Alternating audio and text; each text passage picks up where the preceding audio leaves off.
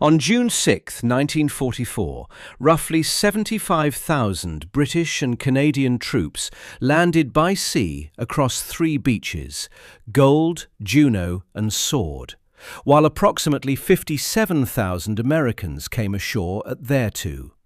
The British and Canadian seaborne contingent was larger. Then, a film grossed approximately $481 million at the global box office, won 5 Academy Awards, and permanently attached a single beach to the entire memory of that day in the minds of an audience that would never consult an order of battle. The gap between what the record shows and what the world believes is now about 55 years wide, and getting harder to close with every anniversary. Start with the numbers, because the numbers are the whole argument. The 5 beaches of June 6th divided the Normandy coastline across 50 miles of occupied France. The Americans got Utah, the westernmost point on the Cotentin Peninsula, assigned to the U.S. First Army's 7th Corps, a 3-mile stretch between Pouperville and La Madeleine that proved the lightest of all 5 beaches in terms of casualties.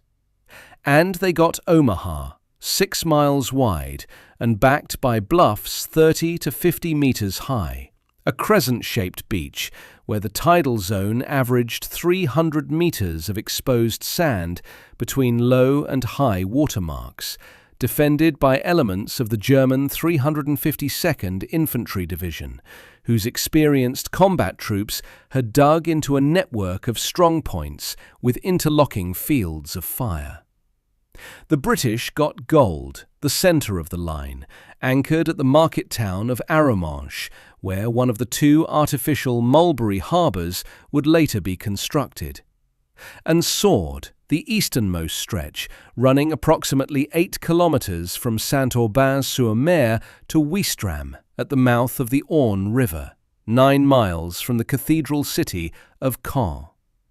The Canadians landed at Juno, a 6-mile stretch of shoreline between the 2 British beaches, centred on the fishing port of Courseulles-sur-Mer. The per-beach seaborne figures come from institutional sources, including the U.S. European Command's own D-Day fact sheet and the D-Day Story Museum in Portsmouth. Utah, 23,250. Omaha, 34,250. Gold, 24,970. Juno, 21,400. Sword, 28,845. Sum the British beaches, Gold plus Sword, and the seaborne total reaches approximately 53,800. Add the 21,400 Canadians who landed by sea at Juno, and the British-Canadian aggregate reaches approximately 75,200. Sum the American beaches, Utah plus Omaha, and the total falls somewhere between 55,000 and 57,500, depending on which Utah figure a given source uses. The range of disagreement is narrow, covering a few thousand men. The direction of the comparison isn't disputed anywhere in the scholarly literature. No reputable historian argues that American seaborne forces equaled or exceeded British-Canadian seaborne forces on June 6th. One specialized source traces this particular breakdown: 75,215 British and Canadian troops landed by sea versus 57,500 Americans, directly to the official British history of the Normandy campaign. The figures are an aggregate derived from per-beach totals, not a verbatim round number from a single named historian, and they must be treated as the approximations they are. But the approximation consistently points in the same direction. These figures carry one distinction that has to stay clean throughout. They are seaborne totals, troops who came ashore by landing craft across the 5 invasion beaches on June 6th. They don't include the approximately 23,400 Allied airborne troops who dropped before dawn, around 15,500 Americans from the 82nd and 101st Airborne Divisions, and roughly 7,900 British from the 6th Airborne Division. Naval crews are outside the count entirely. The 195,700 naval personnel who participated in Operation Neptune were managing the ships, not landing on the beaches. Follow-on forces that arrived by sea on June 7th and beyond aren't included. Even if American airborne is added to the American seaborne figure, the British-Canadian combined total, seaborne plus their own airborne, still exceeds the combined American figure. The seaborne distinction isn't an arithmetic trick to produce a preferred result. It's the correct governing category for the 5 assault beaches, and it's the category the order of battle has always used. By nightfall on June 6th, Britannica confirms the British 50th Division had put 25,000 men ashore at Gold, penetrated approximately 10 kilometres inland, and linked up with the Canadians to the east. Casualties at Gold were around 400, remarkably light for an operation of that scale. At Sword, 29,000 British troops were ashore by end of day, with 683 casualties. The Canadians at Juno suffered approximately 961 total casualties, including 340 killed and 574 wounded, but had advanced further inland than any other Allied landing force, a fact documented in the Juno Beach Centre's own records and confirmed in the standard campaign histories. These aren't buried facts. They sit in institutional sources on both sides of the Atlantic. The Eisenhower Presidential Library publishes them. The Imperial War Museums describe over 132,000 ground troops landed by sea under Operation Neptune. None of these sources are concealing the ratio. Something happened between 1944 and now that moved the working assumption about D-Day from the order of battle to the cinema, and that transition happened in 2 stages, separated by 36 years. The first stage was the longest day. Darrell F. Zanuck produced the film through his own company and distributed it via 20th Century Fox. Its world premiere was at the Palais de Chaillot in Paris on September 25, 1962, with the New York opening following on October 4th and London a week later. 3 directors divided the production. Ken Anakin handled the British and French exterior sequences, Andrew Martin the American exterior sequences, and Bernhard Wicki the German sequences. Governments provided genuine military cooperation. 250 US Army soldiers, 500 British troops, French naval and army support for specific sequences. The marketing materials boasted 42 international stars. The film drew on Cornelius Ryan's 1959 non-fiction book, which had covered the invasion from multiple national perspectives: American, British, Canadian, French, and German. The film tried to honour that scope and in several respects succeeded. The casting was, in places, committed to a striking kind of authenticity.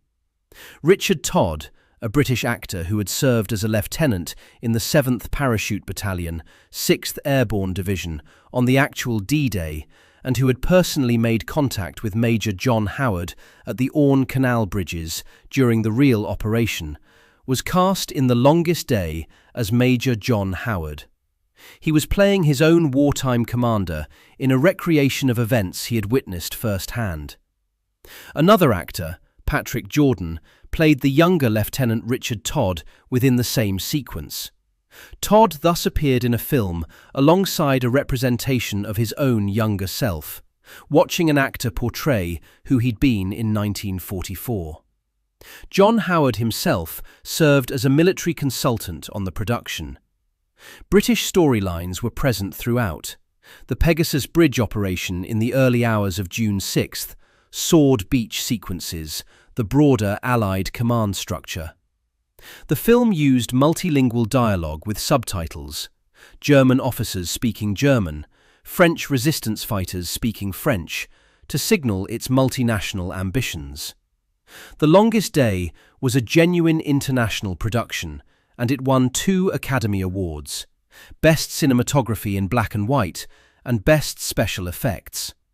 It was the #1 film at the American box office in 1962, grossing approximately $50 million worldwide.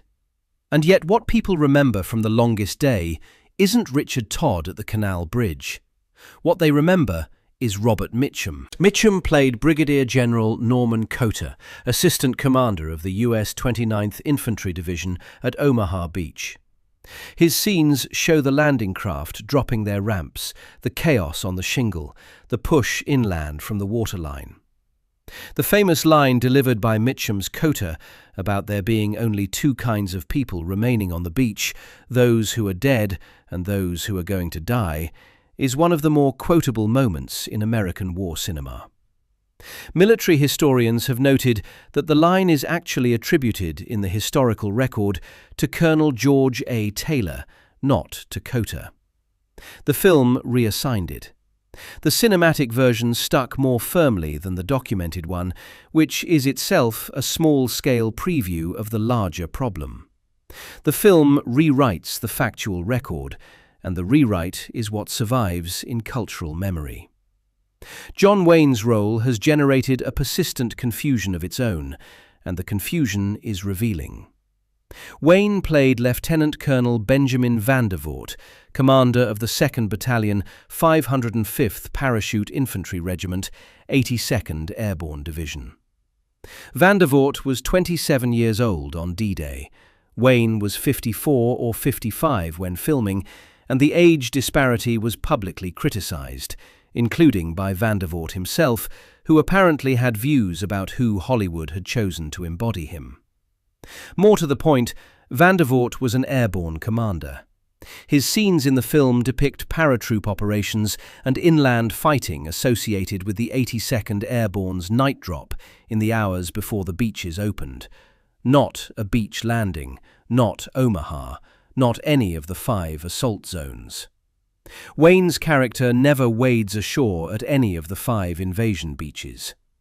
The popular conflation of Wayne with a beach landing is itself a product of the memory distortion the film helped create, an impression layered onto another impression, compounding over decades, so that a 54-year-old actor playing a 27-year-old airborne officer becomes, in cultural memory, the face of the amphibious assault. What the film deposited in cultural memory wasn't Richard Todd's remarkable performance as his own wartime commander, or the sweep of the multinational cast, or the German sequences showing Rommel's staff arguing about where the attack was actually coming. The American star names, Wayne, Mitchum, Henry Fonda, appeared first in promotional materials and reviews. American beach content, particularly Omaha, carried the film's most visceral combat sequences. British content was present on the reel. American content was dominant in the afterimage. Popular reviews foregrounded the American names. The British sequences read, in retrospect, as something a thoughtful producer included rather than as the emotional centre of the story.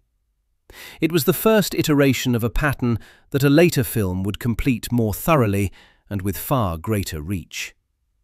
The worldwide gross of The Longest Day, approximately $50 million in 1962, tells you how much of the world it reached. A generation of audiences in the United States, Britain, Europe and beyond formed their initial cinematic impression of D-Day from this film, with its imperfect but genuine attempt at multinational breadth. That breadth didn't survive translation into popular memory. What survived was the American beach. Steven Spielberg's Saving Private Ryan, Opened July 24, 1998. The distance between its commercial reach and the longest days is the distance between a regional radio station and a satellite signal covering every time zone simultaneously. The film's opening sequence, the American landing on Omaha Beach, runs approximately 24 minutes of screen time. Spielberg described his intention in behind-the-scenes documentary footage. "Hopefully, if we've played our cards right, the audience will think that we were there." He came close enough that the distinction between having been there and watching it became difficult to maintain at the level of the nervous system. Filmed on Ireland's east coast using approximately 1,500 background performers, the sequence cost roughly $12 million of the film's total production budget of $65 to $70 million. Cinematographer Janusz Kaminski deliberately bled the colour out of the image, a desaturated, bleached palette that recalled the degraded quality of original newsreel footage, and used handheld cameras to introduce an organic unsteadiness into the frame, the visual grammar of documentary evidence rather than composed fiction. He was consciously invoking the photography of Robert Capa, whose 11 surviving Omaha images from June 6 had themselves become the dominant visual archive of the invasion since 1944. Grainy, blurred, figures bent low in the surf. The chaos palpable precisely because the technique itself had broken down under pressure. Kaminski made a camera that could carry $12 million of production budget look like it might have been taken apart by salt water. John Williams provided no musical score for the opening sequence. Spielberg stripped it of everything that conventional war cinema used to tell audiences how to feel. There was no horn swell as the landing craft approached, no gathering strings as the ramp dropped. Instead, the sound of the engine, the water hitting the steel hull, men being sick into their helmets, the mechanical click of the ramp release, and then the immediate crack and roar of what was waiting on the other side. Bullets came into the frame before the audience had time to orient. Men were hit before they could take a step onto the sand. The sequence's first deaths arrive within seconds of the ramp dropping, and they arrive without announcement, without the musical signal that had always previously told cinema audiences when a death was supposed to matter.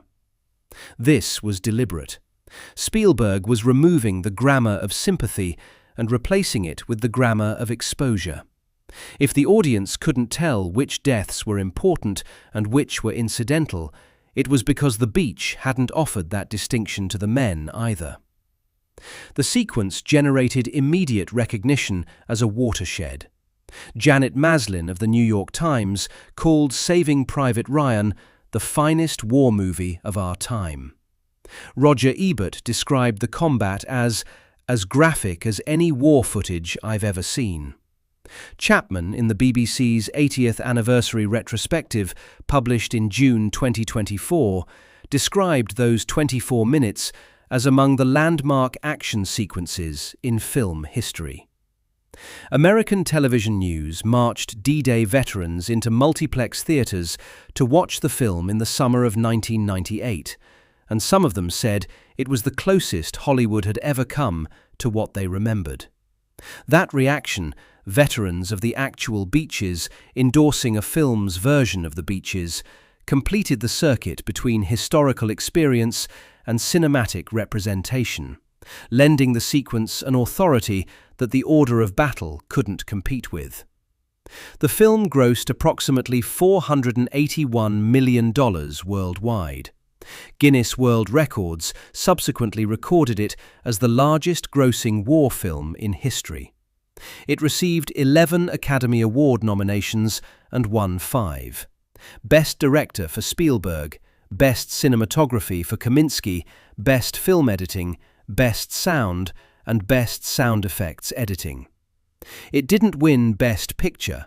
That award went to Shakespeare in Love, an outcome widely described as one of the most contentious Oscar decisions of the decade. But 5 Oscars and $481 million in global ticket revenue constitute a kind of institutional authority over public consciousness that no scholarly account of June 6th has ever approached.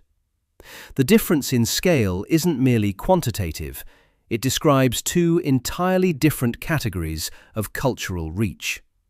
John C. McManus, professor of U.S. military history at Missouri S&T, and author of The Dead and Those About to Die, The Big Red One at Omaha Beach, described what those 24 minutes accomplished with unusual precision. The movie is so powerful and so skillfully made that it has stayed with us perpetually as a kind of visual and emotional base point for what we imagine Omaha Beach and Normandy must have been like. A visual and emotional base point, not just for Omaha, for Normandy. Once a sequence of that scale establishes itself as the base point for what an event looked like, everything else has to fight for cognitive space against it. James Chapman named the result directly. Saving Private Ryan manages to give the impression that D-Day was an entirely American affair. British historians were at pains to point out that more British and Commonwealth troops were in the field on 6th of June than Americans. British historians having to point this out in print, in anniversary retrospectives, on the 80th anniversary of the landings, after a film from 1998 has been operating as the default visual reference for 26 years.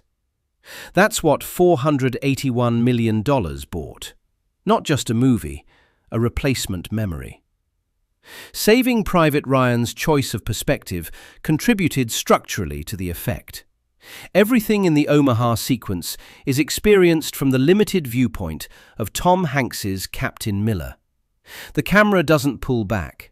There's no aerial shot establishing the 5 beaches along 50 miles of coast, no cutaway to Gold or Juno or Sword to show what else was happening at 06:30 that morning. The broader context of June 6th, the other 4 beaches, the multinational force, the ratio of seaborne troops, is invisible from that vantage point. The film isn't misrepresenting what it shows. It's doing what immersive cinema does, eliminating everything outside the frame and training the audience to believe the frame is the whole picture. The only reference to Britain's military role in the film is a dismissive aside about General Montgomery being overrated. The 50th Northumbrian Division at Gold, the 3rd Canadian Infantry Division at Juno, the 3rd British Infantry Division at Sword, 75,000 troops landed by sea, exist nowhere in Saving Private Ryan's world. The film's version of D-Day is a 2-beach story. Omaha in the opening sequence, Utah in a brief scene of aftermath. 3 beaches and 3 nations are simply absent. Spielberg subsequently worked on the 1999 first-person shooter video game Medal of Honor, and on the 2001 television miniseries Band of Brothers, both of which took direct visual and tonal cues from the film. Scholars at Bournemouth University argued in their analysis of D-Day representations in first-person shooters between 1999 and 2005 that Saving Private Ryan's Omaha sequence functioned as the primary visual template for those games, extending the American beach story from cinema into interactive media, and from there into an entire generation's experiential understanding of what D-Day looked like. Players stormed up a pixelated Omaha in the same bleached palette, crouching behind the same geometry of shingle and steel obstacles, hearing the same sonic grammar Kaminsky had built. Each new iteration reinforced the previous one. Each new audience absorbed the Omaha grammar without knowing there was any other grammar available. Film scholars have developed frameworks for understanding why this happens at the scale Saving Private Ryan achieved. Alison Landsberg's concept of prosthetic memory, introduced in her 2004 book Prosthetic Memory, The Transformation of American Remembrance in the Age of Mass Culture, describes how mass cultural technologies allow audiences to acquire what she calls privately felt public memories of events they never witnessed. The memories feel personal. They arrive attached to sensory experience. The sound of the gunfire, the look of the sand, the specific angle of the bluffs. And so they bypass the epistemological uncertainty that attaches to abstract historical knowledge. You can doubt a fact you read in a book. It's harder to doubt something you experienced as visceral and immediate, even when the experience was cinematic. After Saving Private Ryan, tens of millions of viewers worldwide had what felt like a personal understanding of what June 6, 1944 looked like. That understanding was centered entirely on Omaha. It had no gold, no Juno, no sword. Research into how historical films shape retention has found that audiences tend to hold film information more readily than conflicting textual information, even when warned in advance that a film takes liberties. The order of battle doesn't produce affect. The UCOM fact sheet lists the beach-by-beach totals without a musical score, without a handheld camera, without Tom Hanks. Nobody has ever left a fact sheet shaking. The official history of the Normandy campaign sits in archive boxes and institutional databases, accurate and largely untouched by the audiences it would most need to reach.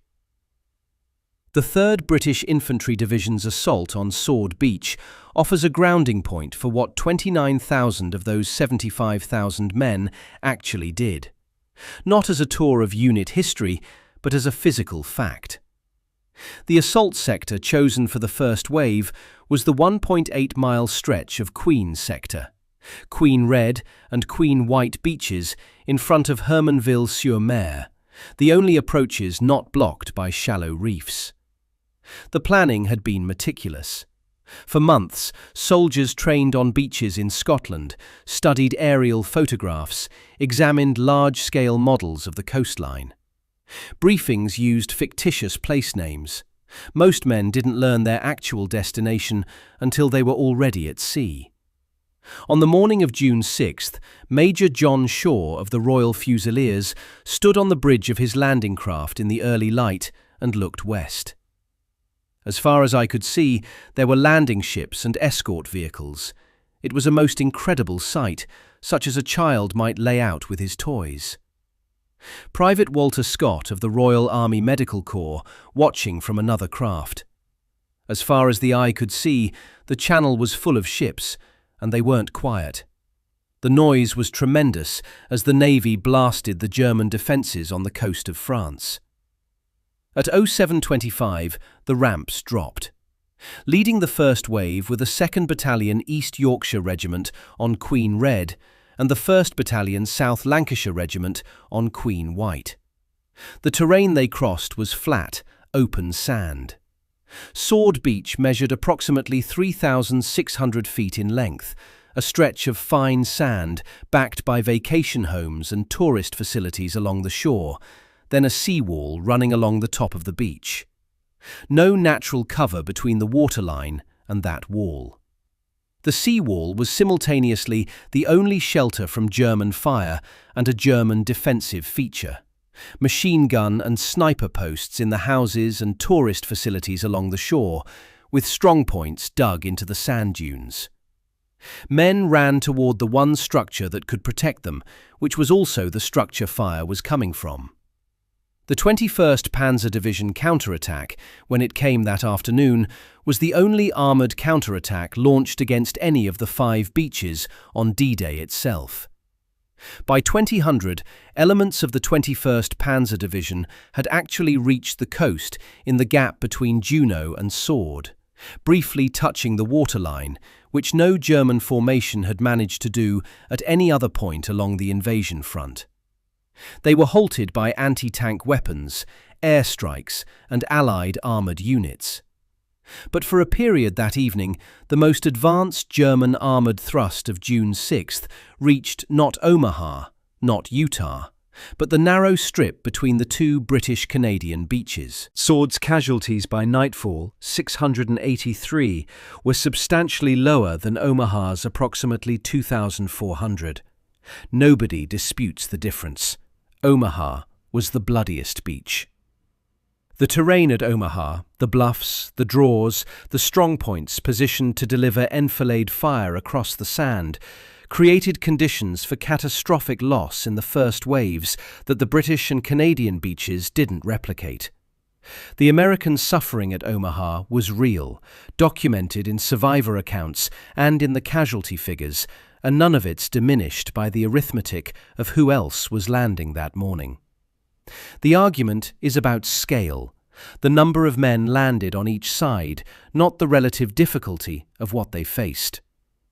By 1300 on June 6th, Lord Lovat's 1st Special Service Brigade had linked up at the Orne Bridges with the 6th Airborne Troops who had held those crossings since the early hours. It was one of the more coordinated achievements of the day.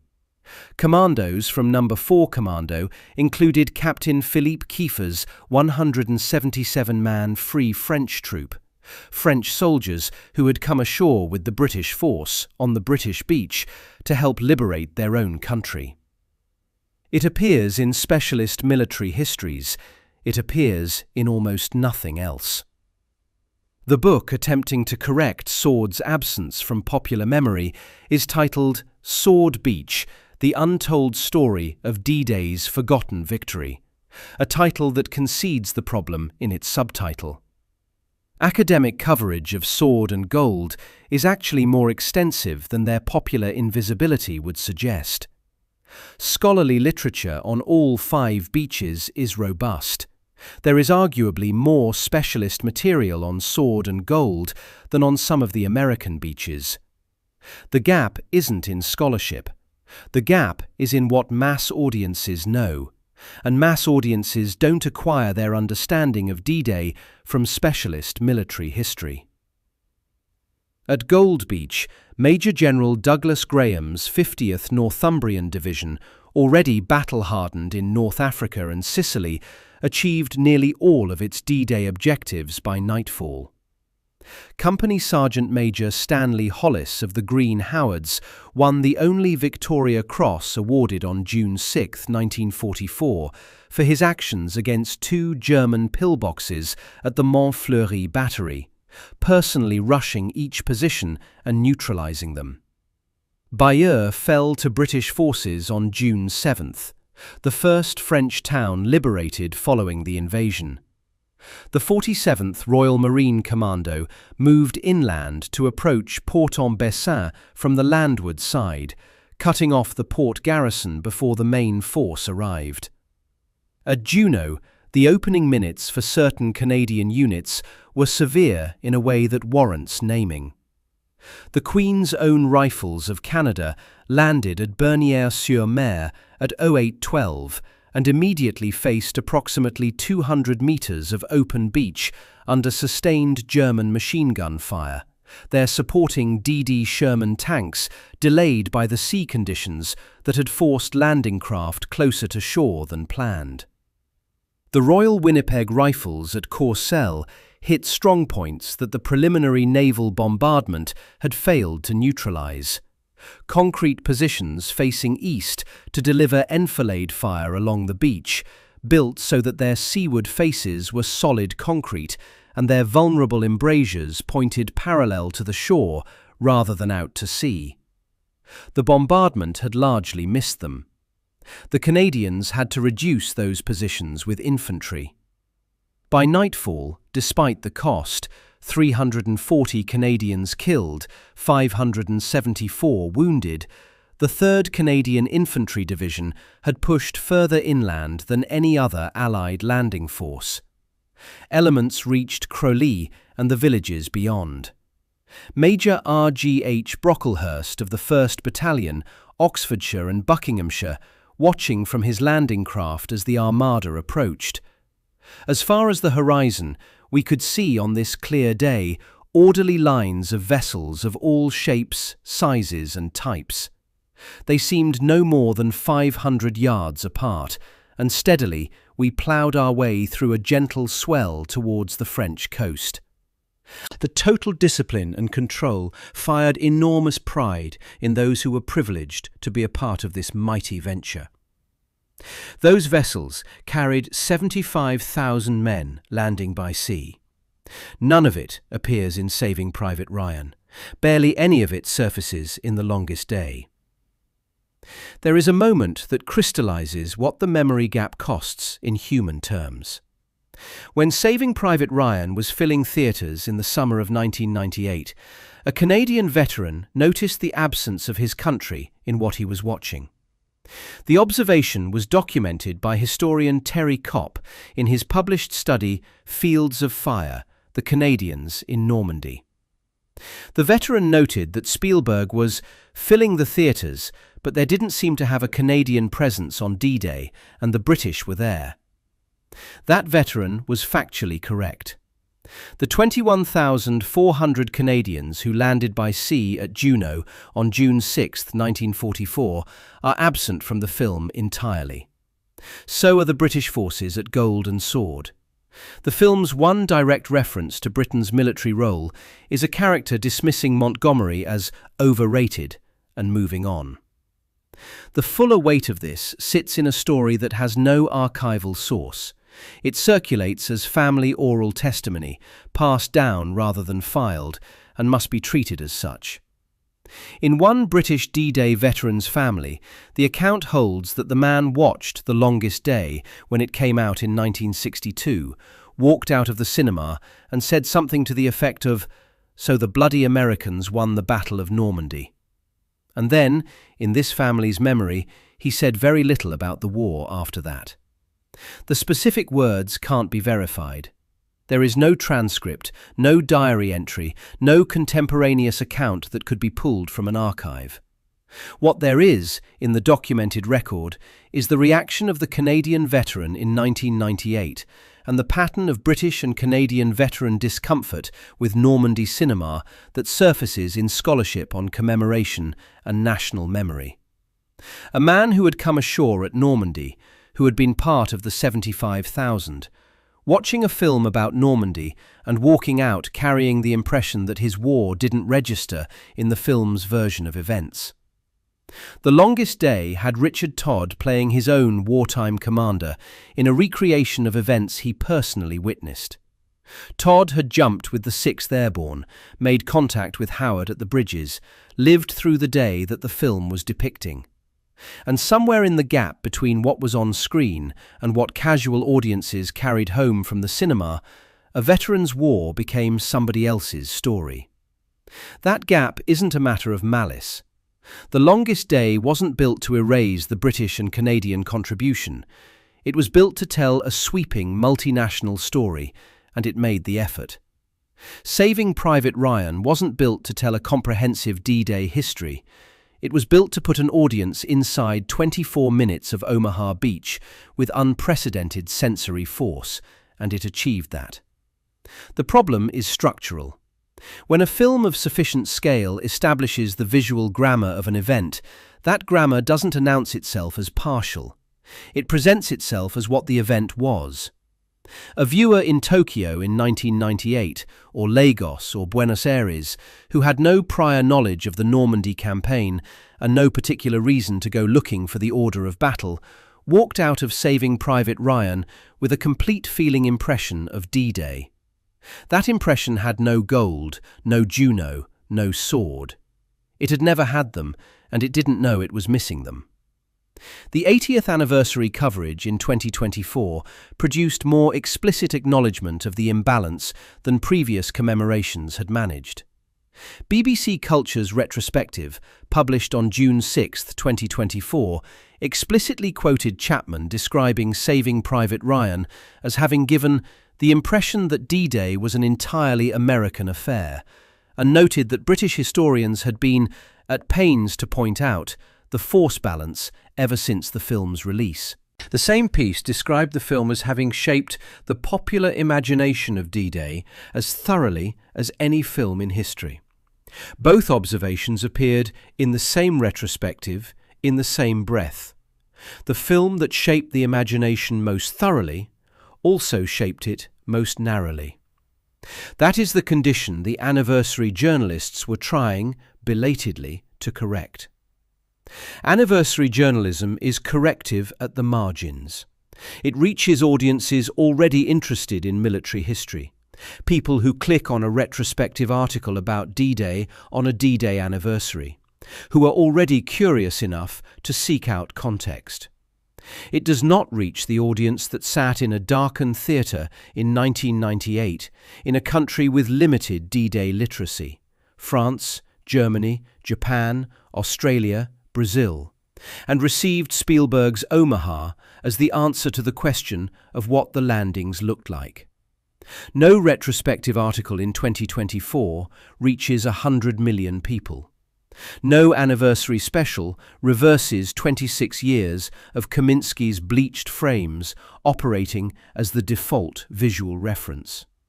The institutional correction exists. The popular impression persists. The order of battle has always said it plainly. The per-beach seaborne totals, approximately 75,000 British and Canadian, approximately 57,000 American, have been available in institutional sources on both sides of the Atlantic since before either film was made. The US European Command publishes them on its official website. The Eisenhower Presidential Library holds the records. The D-Day Story Museum in Portsmouth states them clearly. 25,000 at Gold, 21,400 at Juno, 29,000 at Sword, 34,250 at Omaha, 23,250 at Utah. The Imperial War Museums distinguish between the seaborne troops and the airborne component. The figures trace to the official British history of the Normandy campaign, and they are reproduced in modern institutional summaries with the same consistency. None of this has ever been difficult to find. None of it was trying to hide. Cinema said something else, louder, to a larger audience, and the louder thing won. Saving Private Ryan's 5 Oscars were institutional endorsements of its version of June 6th. Its $481 million in receipts was an argument at a scale no monograph could replicate. Its shadow falls on Medal of Honor, on Band of Brothers, on every first-person shooter set on June 6th, on every anniversary special that returns to Omaha, because that is where the visual vocabulary lives. Each iteration reinforced the one before. Each new audience absorbed the Omaha grammar without knowing there was any other grammar available, without knowing that 3 beaches and 3 nations had been present on June 6, 1944, that 75,000 men had come ashore by sea before those audiences were born, and that the order of battle had said so clearly and continuously for 80 years. The Canadian veteran in 1998 noted the absence of his country in the film filling the theatres. The British veteran's family, if the account holds, lost him to silence after a cinema in 1962. Both reactions describe the same condition. A man who was at Normandy, looking at a film about Normandy, and finding no trace of what he'd done. The film had given the world a complete feeling account of a day he had lived. His piece of it wasn't there. 3 beaches, 2 beaches, 75,000, 57,000. The record has always pointed to those numbers. The world just stopped looking at the record the moment the landing craft ramp dropped on Omaha Beach, and 24 minutes of cinema went by without a single image from Gold, Juno, or Sword, and nobody in the theatre knew what they weren't seeing.